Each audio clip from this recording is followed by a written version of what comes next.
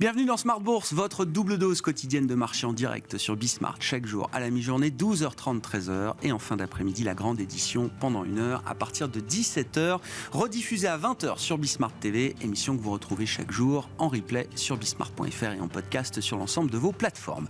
Au sommaire de cette édition de la mi-journée, un début de retour au calme qui s'installe depuis le début de la semaine sur les marchés financiers, que ce soit les marchés actions, les marchés obligataires également, qui semblent retrouver une course à peu près normale après 2 semaines de chahut bancaire. Pour résumer assez simplement les choses, on ne tirera pas de conclusion définitive évidemment sur ce retour au calme à travers ces quelques séances, mais évidemment c'est quand même un apaisement qui est bon à prendre après la remontée du stress financier, du stress bancaire que les marchés ont encaissé ces dernières semaines. On notera pour l'instant des indices actions en Europe qui poursuivent leur rebond avec une petite progression à mi-séance pour le CAC 40 par exemple, plus 0,3% à 7130 points et plus. Dans ce contexte, la Fed est évidemment très attendue avec une décision de politique monétaire attendue ce soir et des questions sur la gestion du risque de stabilité financière. Une réunion, 2 objectifs pour la Réserve fédérale américaine et la situation, le contexte va permettre de tester ce principe de séparation au sein des banques centrales entre la politique monétaire destinée à lutter contre le risque inflationniste qui n'a pas disparu en claquant des doigts ces derniers jours. On le voit encore d'ailleurs avec la marque d'inflation pour le mois de février au Royaume-Uni, avec une accélération surprise, inattendue des indicateurs d'inflation à plus de 10% toujours pour l'inflation globale aux États-Unis et l'inflation cœur même qui repart à la hausse et qui se rapproche du pic qui avait été atteint en fin d'année dernière pour le Royaume-Uni à plus de 6,2% désormais pour l'inflation cœur britannique. Et l'autre objectif des banques centrales qui est celui de garantir la stabilité du système financier. La Fed sera donc en première ligne ce soir avec un marché qui ne semble pas totalement contre l'idée de voir une petite hausse de taux supplémentaire de 25 points de base qui pourrait être perçue comme un signe de confiance justement dans la capacité du système financier à absorber le choc qui s'est propagé ces derniers jours. Discussion à suivre avec nos invités en plateau et nous recevrons notamment dans cette demi-heure le président d'ABC Arbitrage après la publication des résultats annuels. Dominique Séolin sera avec nous pour faire le point sur les stratégies alternatives et les stratégies d'arbitrage d'ABC Arbitrage dans le contexte de marché qu'on a pu connaître ces derniers mois et puis les objectifs stratégiques également avec un plan horizon 2025 qui a été élaboré chez ABC Arbitrage.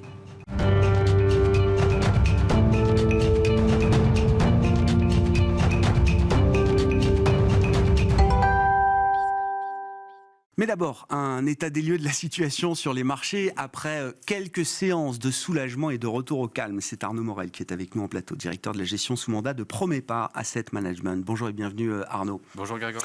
Oui, question ouverte. État des lieux de la situation entre la résolution du cas Crédit Suisse en Europe, les interventions et les prises de parole quasi quotidiennes des autorités budgétaires, monétaires américaines sur la situation spécifique des banques régionales américaines. Est-ce que vous adhérez à l'idée d'un soulagement et d'un retour au calme comme on l'observe depuis un peu plus de 48 heures sur les marchés?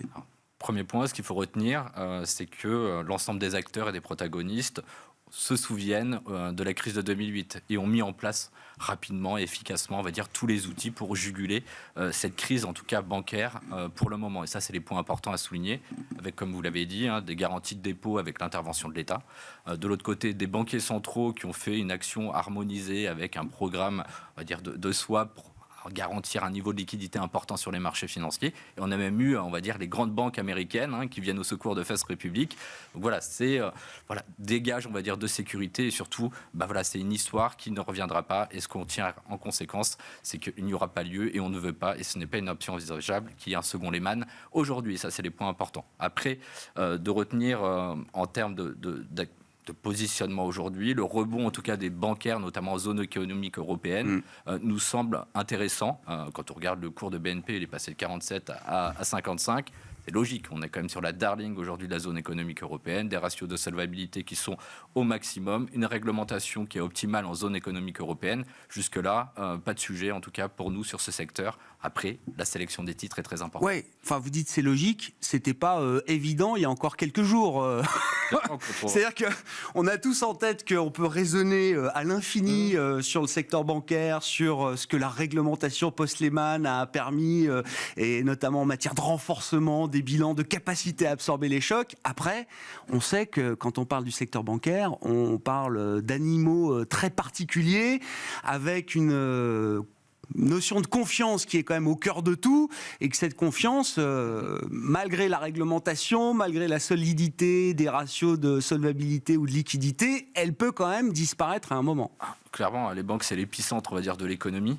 Donc aujourd'hui, c'est vrai que lundi, quand on voit l'ouverture des marchés financiers, on se pose des questions, et notamment avec, on va dire, le précédent, et ça, on va tous s'en souvenir, et c'est ça qui va être une problématique, une thématique à suivre, c'est avec ces obligations hybrides AT1 qui sont, on va dire, éliminées, et justement, cette pyramide de remboursement des créances qui est totalement érodée, et ça, c'est une grosse problématique.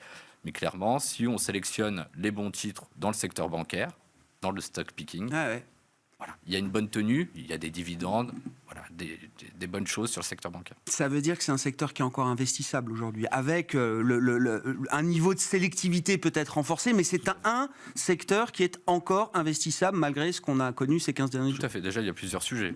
Les dépôts, aujourd'hui, on le voit aux États-Unis, avec des dépôts qui partent sur les majors, on va dire, notamment JP, Morgan Stanley ou bien d'autres qui récupèrent les dépôts des banques régionales. Donc ça, c'est un point important. Donc ça montre une garantie, une sécurité de ces banques-là. En zone économique européenne, le même biais sur BNP. Je maintiens. J'entends, BNP. Clairement, oui. il faut aller chercher. C'est ce qu'on fait, bien notre sûr. travail aujourd'hui. Aller regarder, on va dire, un peu les chats noirs et ceux qui vont être un peu fébriles dans les prochains mois. Et on voit aujourd'hui l'épisode Crédit Suisse, comme vous l'avez dit, c'est vraiment une problématique de confiance sur le secteur. Pourquoi ? Parce qu'ils avaient les niveaux de solvabilité qui étaient les plus importants, qui faisaient partie des plus importants de la zone économique européenne. Mais quand vous avez des bank runs, comme ce qui est arrivé sur les 10 derniers jours aux États-Unis et en zone économique européenne, oui, ça peut amener des problèmes aujourd'hui sur le secteur. Est-ce que le secteur est investissable ? Oui, on maintient nos positions au sein du secteur bancaire. On n'a pas profité à l'heure actuelle pour repondérer ces valeurs-là. Et c'est logique, puisqu'on va avoir une confiance à retravailler. On sait que les crises bancaires mettre du temps, on va dire, en bourse pour reprendre des momentum haussiers. Ça, c'est les points importants. La confiance met toujours un peu plus de temps à revenir Exactement. qu'à partir, pour dire les choses. Tout à fait. C'est à suivre. Du point de vue des banques centrales, donc moment de vérité ce soir pour la Réserve fédérale américaine et moment de vérité pour ce que j'appelle le principe de séparation. Est-ce qu'on est dans une situation où une banque centrale comme la Fed peut à la fois ne pas rester indifférente aux risques financiers, aux risques de stabilité financière, tout en gardant un œil sur l'objectif qui était l'objectif impérieux il y a encore 15 jours de la bouche même de Jérôme Powell, à savoir la lutte contre des pressions inflationnistes qui n'ont pas disparu et qui ne sont pas revenues dans des zones de confort pour la Fed. On revient toujours sur la même chose. Les banques centrales, aujourd'hui, c'est de maintenir la confiance. C'est vraiment la clé des prochaines semaines sur les marchés boursiers. De fait, on l'a vu avec la Banque centrale européenne qui a remonté ses taux de 50 BP, comme ce qui était convenu. C'est comme un gage de confiance et de sérénité. La Banque centrale américaine, ce soir, devrait consensuellement, et des anticipations de marché, c'est de remonter de 25 BP. Faire zéro, ça poserait des questions. Nous, en tant qu'investisseurs, on imaginerait qu'ils en sachent plus que ce que nous imaginons. Donc, ce serait un problème. Maintenir à 25 BP aujourd'hui semble raisonnable, surtout quand on a vu les derniers chiffres d'inflation, et notamment l'inflation core qui est ressortie aux États-Unis à 5,5. On voit les chiffres d'inflation ce matin en Angleterre aussi, qui sont quand même très dynamiques. Donc, pour tous ces éléments-là, ce serait complètement aller à contresens de ce qui a été dit par M. Powell. Donc aller sur un 25 points de base semble logique et très consensuel sur le marché et pourrait maintenir un niveau de confiance quand même. L'exemple britannique est toujours particulièrement intéressant. C'est toujours un laboratoire intéressant à suivre, d'autant que la Banque d'Angleterre a, elle, connu son épisode potentiellement systémique en octobre dernier avec la crise des fonds de pension britanniques. Et c'est vrai que le playbook, la manière dont la Banque d'Angleterre a pu réagir et agir à travers cette crise, j'ai l'impression que c'est une idée qui est un peu centrale chez d'autres banques centrales, du côté de la BCE ou du côté de la Fed. À savoir, alors de manière un peu brouillonne peut-être, mais la BCE a réussi à éteindre le risque systémique, la question de la liquidité des fonds de pension britanniques, pour ensuite reprendre sa course contre l'inflation. Et on voit bien d'ailleurs qu'elle a peut-être eu raison de ce point de vue-là, vu les chiffres d'inflation qui sont sortis ce matin. Tout à fait. Donc ça, c'est le maintien vraiment de cette politique monétaire. Et on va voir ce soir, c'est vraiment les taux de les anticipations de taux terminaux par la Banque centrale américaine, voir ce que ça donne. Et c'est vraiment les attentes plus que le maintien ou une hausse des taux directeurs, c'est vraiment les anticipations de taux terminaux, et c'est-à-dire la bataille ou pas, la poursuite de la bataille contre l'inflation. Il y a peu de doute que M. Powell n'aille pas dans ce sens-là. Ouais. Très différente de 2008 aussi. Moi, je me souviens assez bien quand même de 2008. C'était ma première grosse crise et c'est quand même encore gravé dans ma mémoire. La hausse de taux alors de Jean-Claude Trichet à l'été 2008. Tous les économistes que je connaissais de l'époque et que je connais encore aujourd'hui dénonçaient cette hausse de taux en disant d'ores et déjà c'est sans doute une erreur. Aujourd'hui, ces mêmes économistes, ils trouvent que d'avoir fait 50 BP la semaine dernière du côté de la BCE, que la Fed fasse peut-être 25 BP ce soir, ils estiment que ce sont sans doute de bonnes décisions. Alors, toujours la crise en 2008, c'est une crise de solvabilité. Aujourd'hui, on est dans une crise de liquidité. Donc, c'est déjà deux choses qui sont totalement différentes. Donc, ramener la confiance sur une crise de liquidité à travers des sorties, on va dire des bank runs, c'est quand même un point important. Donc, de poursuivre cette remontée des taux semble essentiel pour redonner, toujours le maître mot, la confiance au marché financier. Parce que nous sommes dans une crise de confiance à travers des liquidités et des sorties de dépôts très importants. Et d'ailleurs, c'est intéressant, le soulagement, le rebond qu'on a vu des marchés actions, notamment depuis le début de la semaine, il s'est fait sur fond de baisse des marchés obligataires souverains et donc de remontée des rendements obligataires. Ça a participé quand même à restaurer la confiance, de voir que les taux pouvaient revenir, alors pas au niveau qui prévalait avant la crise bancaire, mais que les taux pouvaient quand même se remonter un peu et que la courbe américaine pouvait d'ailleurs se repentifier un petit peu. Ça a été sans doute un élément de confiance. Ça a été un élément de confiance et surtout la communication qui a été faite par la Banque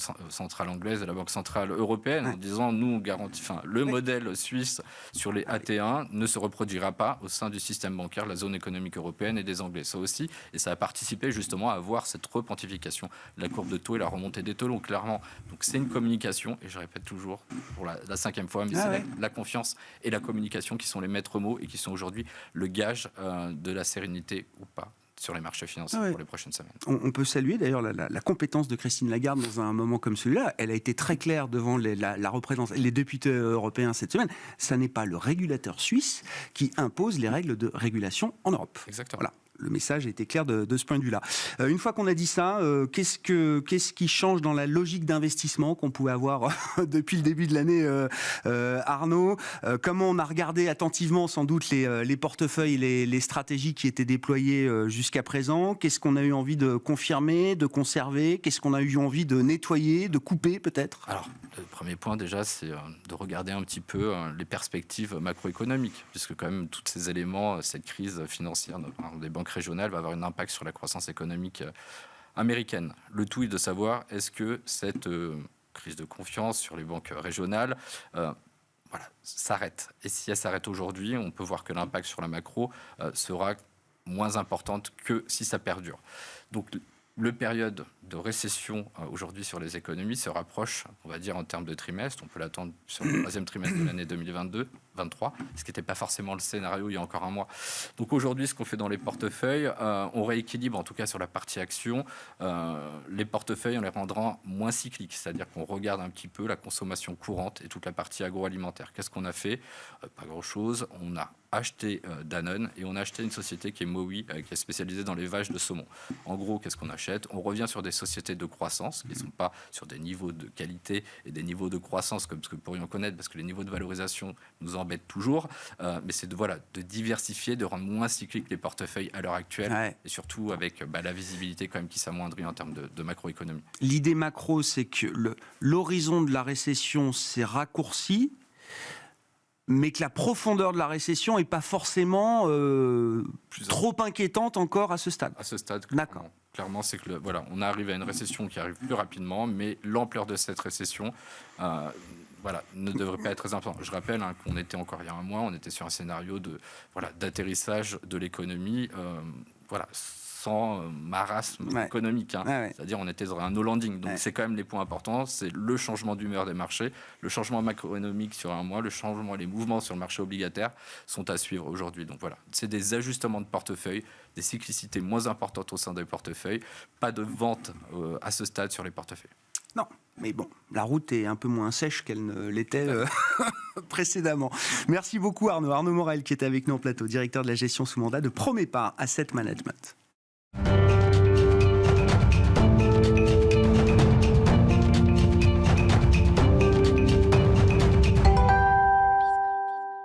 Et c'est Dominique Séolin qui nous accompagne également pendant cette demi-heure, le président du directoire d'ABC Arbitrage. Bonjour et bienvenue Dominique. Bonjour. Merci beaucoup d'être avec nous. ABC Arbitrage, société cotée, société d'investissement, de gestion qui déploie des stratégies alternatives, des stratégies d'arbitrage pour le compte de ses clients. Dominique, vous avez publié hier matin, je crois, vos résultats pour l'ensemble de l'exercice 2022. Et d'ailleurs, vous affichez les performances 2022, 2021, 2020 qui montrent, si je prends un indicateur clé pour vous, le Return on Equity, qui montre que vous affichez 3 années de surperformance par rapport à l'indicateur ROE et l'objectif que vous fixez de dépasser les 15%. Oui, c'est tout à fait vrai. Nous avons terminé avec l'exercice 2022 le plan stratégique que nous avions appelé ABC 2022, donc qui correspond aux 3 années que vous avez décrites. Et effectivement, nous dépassons en montant cumulé de résultats les 90 millions d'euros, qui était un de nos objectifs. Donc, nous sommes très contents.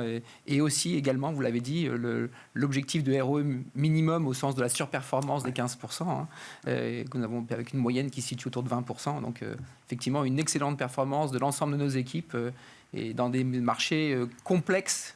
Statistiquement, jamais on avait vu un Covid, la Covid qui a amené les confinements qu'on connaît, jamais on avait vu une guerre en Ukraine depuis très longtemps, en tout cas des marchés financiers. Donc ces années n'ont pas été faciles d'un point de vue production. Pour autant, je dois reconnaître que les paramètres favorables à ABC, dont la volatilité, ont été présents, très loin, très au-dessus de ce qu'on a pu connaître dans les années banque centrale, type 2017, 2018, 2019.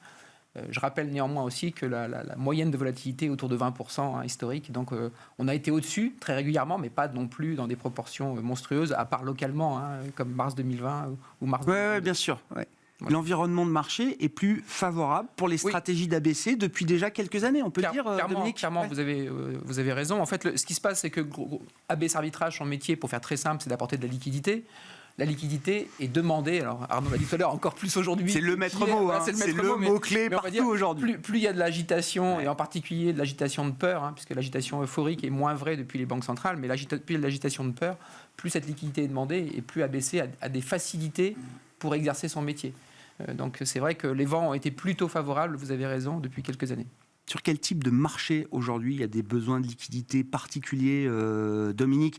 C'est vrai qu'on regarde beaucoup la volatilité des marchés actions, la liquidité qu'on peut avoir sur les marchés d'actifs risqués, mais ce qui est très nouveau peut-être par rapport au cycle ou aux générations précédentes, c'est la volatilité qu'on observe sur les marchés obligataires, des marchés qui pèsent des trillions de dollars, qui sont d'une profondeur infinie et dont on nous dit parfois qu'il manque de liquidité. Oui, alors c'est vrai que tous les actifs sont demandeurs de liquidité, mais pour segmenter comme vous venez de le faire, la partie equity, on n'est pas encore au niveau de la demande ou de l'agitation ou de la panique qu'on a pu connaître à l'époque qu'on a évoqué juste à l'instant, de Lehman de 2008, 2007, 2008, 2009 et qui s'est prolongé un petit peu sur 2010. Donc on est très loin de cette crise de liquidité. Les niveaux de volatilité sont revenus autour de la moyenne historique. On n'est pas du tout sur le pic connu en mars 2022 ou en mars 2020. Et les banques centrales sont encore très fortement à la manœuvre. Le bilan de la Fed remonte, elle a ouvert les guichets, tout le monde s'est un peu précipité sur ces guichets. Et donc, effectivement, on est là relativement contenu dans cette demande de liquidité. Sur la partie obligataire, sur laquelle ABC Arbitrage est un très petit acteur, ou même quasiment absent, on va dire, pour faire simple, on sent cette demande de liquidité. On pourrait même regretter de ne pas avoir des produits qui sont effectivement sur ces obligations. Et du coup, ça amène une réflexion stratégique on l'a déjà, donc j'allais dire, c'est en cours, on sait que ça existe. On y a été pendant un moment, on circulait au moment de l'intervention des banques centrales qui était trop présente et trop dans la remontée de taux qui était trop pentue pour nous. Et donc, c'était pas notre expertise première, donc on s'est un peu reculé. Mais vous avez raison, l'objectif d'ABC Arbitrage est clairement de développer des stratégies d'arbitrage, donc d'apport de liquidité sur l'ensemble des actifs. Aujourd'hui, nous sommes sur les equities, sur les commodities, sur des digital assets, comme on dit, mais sur les taux, on est encore trop petit pour être un véritable expert. Bon, le paramètre volatilité est plus favorable. Dans les stratégies d'arbitrage, il y a également toutes les stratégies qui sont dédiées au M&A, aux fusions-acquisitions. Qu'est-ce qu'on peut dire du poids d'ailleurs que peut représenter le M&A dans l'activité et la performance, la rentabilité des stratégies d'ABC Arbitrage? Et est-ce que c'est là, pour le coup, un moteur qui est un peu éteint aujourd'hui? Oui, ça fait partie du business model d'ABC d'accepter ce balancier entre les produits de volatilité qui, pour le coup, quand il y a de la volatilité, pèsent sur l'activité M&A, sur le nombre d'opérations qui peut exister en M&A, à contrario des années comme 2017 ou fin 2016 qui étaient beaucoup plus calmes en volatilité, 2018 également, le M&A était beaucoup plus actif et a apporté sa part de revenus. Donc cet équilibre-là, on essaye de le maintenir en permanence dans les allocations pour pouvoir justement bénéficier des périodes agitées et des périodes calmes. Donc vous avez raison, en 2022 et en particulier sur la fin 2022, on voit une chute importante de l'activité M&A. On sait aussi que c'est une chute qui est cyclique au sens ça va revenir. On sait qu'il y a aussi besoin d'une pause après une activité M&A qui était fortement repartie en 2021. Comment vous regardez la situation des banques centrales à ce stade, la normalisation des politiques monétaires jusqu'à des niveaux restrictifs même pour certaines d'entre elles? Je sais que vous avez beaucoup de recul par rapport à ces sujets. Est-ce qu'on est à un moment clé où on peut imaginer qu'on sorte de ce qu'on a vécu, c'est-à-dire les 10-15 ans de QI infini, pour dire les choses, Dominique? Oui, je pense que là, on est rentré dans la phase de ce que j'appelle les injonctions contradictoires, c'est-à-dire les banques centrales doivent lutter contre l'inflation qui s'est installée. Hors énergie, elle existait même avant que les banques centrales veulent bien la reconnaître. Donc on voit bien qu'elles sont en train de courir après cette inflation. Et par ailleurs, elles sont tout à fait conscientes qu'on a un endettement colossal, au sens où on atteint les 300 000 milliards sur la planète finance. Donc c'est énorme. Beaucoup plus, évidemment, depuis 10 ans, une hausse importante. Et donc évidemment, quand vous montez les taux, ça pique un peu du côté de ces dettes. Donc elles sont dans une problématique de gestion de deux demandes contradictoires. Et on voit bien qu'elles essaient d'éteindre les incendies quand les incendies sont là, mais qu'elles ont du mal à s'arrêter, de faire ce fameux QE. On le voit avec, on en a parlé, l'ouverture des guichets à la Fed. Les bilans sont encore très élevés. L'intention n'est pas celle du quantitative easing, mais au final, la conséquence est la même. Le bilan se regonfle de 300 milliards. Exactement. Voilà. Et puis par ailleurs, on voit que les bilans sont de toute façon très élevés. Donc même si elles arrêtaient les fameux QE, on reste sur des bilans très élevés. Et donc tant que ces bilans n'auront pas dégonflé, les banques centrales resteront extrêmement présentes dans le jeu. D'accord. Donc il y a l'idée quand même d'un marathon de ce point de vue-là. C'est-à-dire, on est allé très vite en 2022. Ça a été foudroyant, la remontée des taux, etc. Ouais. La question du bilan, c'est une question qui va se traiter de manière plus lente. Pour l'instant, elle est deuxième ordre dans l'aperçu des marchés. On le voit bien. Mais là où vous avez fait une excellente remarque, c'est qu'en fait, on a, en tout cas, je vais parler de conviction personnelle. On a été trop longtemps en taux zéro. Je ne vais pas faire de subtilité, mais on va parler de taux zéro. Trop longtemps en taux zéro. Et donc maintenant, ils ont été obligés de réagir très vite et de manière beaucoup trop brutale. En tout cas, ça reste mon opinion. Et donc, effectivement, cette lenteur à réagir sur les taux zéro et sur l'inflation qui s'installait a amené cette brutalité. Cette brutalité a un impact direct sur les valeurs obligataires. Quand vous montez de 1% à un taux, la décote est immédiate sur l'ensemble des dettes qui ont été émises à des taux plus bas. Et donc, on va avoir ce problème à gérer. Et les banques les plus fragiles ou les plus agressives, type SVB ou Crédit Suisse, sont touchées. Mais il y a d'autres banques qui vont probablement être touchées. Et donc, les banques centrales vont devoir continuer à être extrêmement présentes. Horizon 2025, c'est Springboard 2025, c'est ça? Donc ça, c'est le nouveau plan stratégique pour les 3 années, 2023, 2024, 2025. Voilà. Qu'est-ce qu'il y a? C'est quoi la philosophie de ce plan pour vous, Dominique? Et j'ai envie de prendre l'angle de la collecte, peut-être. Alors, je ne sais pas si c'est un des objectifs Horizon 2025, mais il y a l'idée quand même de franchir à un moment le milliard d'euros d'actifs sous gestion. Et d'ailleurs, vous notez dans les résultats que vous êtes un peu déçu de la collecte et que la collecte des dernières années a peut-être pas été à la hauteur des objectifs et des ambitions. Tout à fait. Donc en fait, j'ai parlé des réussites en termes de ROE et de résultats. On peut parler des réussites en termes aussi de tout ce qui est human, ce qu'on appelle chez nous human capital. Donc tout ce oui, je voulais en parler. Non, mais on va en reparler juste après. Oui, j'ai toujours une question sur les RH. C'est important quand il y a un échec, n'ayons pas peur des mots, il faut le reconnaître et s'appuyer sur l'expérience de cet échec pour construire quelque chose d'autre.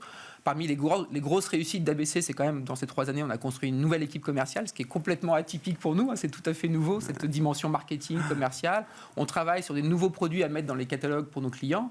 Et donc, ce travail de ces 3 dernières années va nous permettre d'utiliser le tremplin, le springboard, pour le prochain business plan, donc jusqu'à 2025, et le suivant. Et effectivement, dans l'industrie de la gestion quantitative, qui est une petite partie de la gestion globale, c'est tout petit, c'est moins d'1%, effectivement, nous avons besoin, pour exister, de dépasser ce fameux milliard, qui est une barre un peu symbolique pour exister fortement. Mais ça veut dire qu'il y a une évolution du modèle commercial, marketing, de ce point de vue-là, Dominique. Oui, c'est vrai. Pour être tout à fait transparent, sur le business plan précédent, qui est ABC 2022, le montant des revenus de clients externes est encore inférieur à 20%, sensiblement inférieur à 20%. D'accord. Donc la grosse partie du résultat d'ABC est encore créée grâce à ses fonds propres et à la gestion de stratégie sur ses fonds propres, il faut le reconnaître. Par contre, effectivement, d'un point de vue valorisation boursière, d'un point de vue aussi synergie, quand on fait de la recherche, quand vous montez 100 € sur une stratégie, monter 1000, c'est pas beaucoup plus cher. L'idée de développer et de faire profiter notre expertise à des clients extérieurs reste un point central en termes de développement du plan suivant, donc Springboard 2025 et probablement du BP aussi 2028 qui viendra ensuite. Est-ce que les difficultés de recrutement dont on a parlé régulièrement avec vous depuis des années, est-ce que ces difficultés-là, ça pèse un peu, Dominique? Je fais le lien avec tous les licenciements qui font la une venant de la tech. Je me dis, mais il y a des développeurs, il y a des ingénieurs sur le marché aujourd'hui. Non, alors peut-être avec des tarifs un peu plus intéressants qu'il y a quelques années. Non, étant mieux pour eux, j'allais dire. En fait, les licenciements aujourd'hui touchent assez peu la sphère, j'allais dire R&D. Pour faire encore une fois assez simple, mais c'est vrai qu'on ne sent pas d'alcalmie sur ces recrutements. Sur les profils que vous cherchez? Pas encore. Pour autant, c'est aussi un super challenge pour nous et pour nos équipes de haut niveau RH, de mettre en avant les valeurs ABC Arbitrage qui existent, et on n'a pas eu de vrais gros problèmes de recrutement. Et évidemment, on ne remplit pas 100% du carnet de commandes, si je puis dire, mais c'est vrai que les qualités d'ABC, la partie humaine d'ABC qui existe fortement et qui existe depuis très longtemps, et donc finalement les dimensions RSE, on faisait de la RSE sans le savoir dans ce domaine-là, finalement sont très attractives pour les candidats, et les gens chez nous sont très heureux, le turnover est faible, la durée moyenne de présence est assez longue, et voilà, même la Covid n'a pas réussi à casser la dynamique positive qui existe chez nos équipes. Mais le vivier des ressources reste pour vous... Ça reste tendu. Les trois grosses raisons que je répète assez souvent, c'est les zombies compagnies, donc donc c'est un peu péjoratif, qui n'étaient pas rentables, mais qui ont levé des gros capitaux quand les taux étaient négatifs. Et donc, qui peuvent tenir encore un peu. Ça pourrait changer. On commence à voir les prémices, mais nous, on ne le voit pas encore, ni encore une fois dans les prix, ni dans le nombre. Il y a la partie des sociétés technologiques qui sont extrêmement rentables, mais des sociétés industrielles qui développent du digital en général. Et donc, la demande du big data, par exemple, nous, là aussi, on a toujours fait un peu sans le savoir. On ne connaissait pas le nombre du big data il y a 20 ans déjà. Donc, il y a Vous êtes moins seul aujourd'hui, oui. Voilà, on n'est plus tout seul aujourd'hui. Donc, la demande est forte et on doit aller se battre. Et puis, ce qui était nouveau depuis quelques années, c'est le Brexit qui a eu pour conséquence, et je ne l'avais pas vraiment anticipé à ce point-là de mon côté, il faut être honnête, pour conséquence de rapatrier une partie des équipes de quantitatif, de gestion quantitative à Paris. Et donc finalement, avant, nous étions quasiment les seuls une concurrence nouvelle. Et donc, sur votre métier. Sur notre métier, pour m'en parler. Donc là, on ne parle pas que du digital, on parle de notre métier. Mais encore une fois, on a les qualités pour recruter, donc c'est un vrai plus et on n'est pas inquiet. Par contre, ça fait partie des grosses priorités à nouveau du plan stratégique Springboard 2025, pour répéter le nom en anglais, qui va nous permettre aussi de recruter comme on veut. Merci beaucoup, Dominique. Merci d'être venu nous parler des marchés et d'ABC Arbitrage, bien sûr. C'est toujours un plaisir. Dominique Séolin, président du directoire d'ABC Arbitrage, qui était l'invité de Smart Bourse à la mi-journée. Voilà pour cette édition. On se retrouve à 17h en direct sur Bismart.